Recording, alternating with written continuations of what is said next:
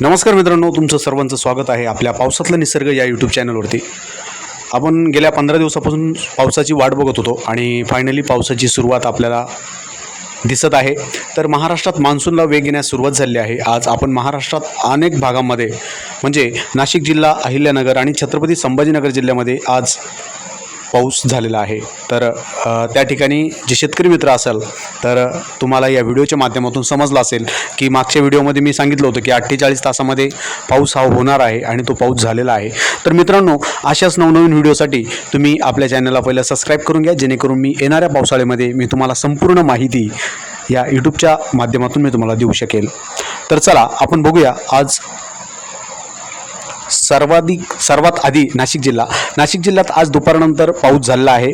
त्यानंतर उद्याची शक्यता ही दुपारनंतर आपल्याला पावसाची बघायला मिळणार आहे. 24 ते 48 तासात पावसाचा जोर वाढण्याची शक्यता आपण या ठिकाणी दर्शवत आहोत. त्यानंतर आपण अहिल्यानगर जिल्हा या जिल्ह्यात आज सकाळपासून ढगाळ वातावरण होतं आणि संध्याकाळच्या 3-3:30च्या दरम्यान पाऊस झाला होता आणि उद्याची शक्यताही असाच पाऊस उद्या ही पडणार आहे.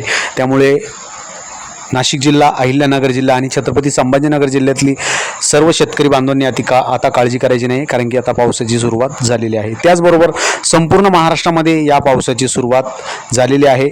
तर मित्रांनो, ही होती संपूर्ण महाराष्ट्राची म्हणजे आपण आज नाशिक जिल्हा, अहिल्यानगर जिल्हा आणि छत्रपती संभाजीनगर जिल्हा या जिल्ह्यांना हायलाईट करून आपण ही संपूर्ण माहिती तुम्हाला मी सांगितली आहे.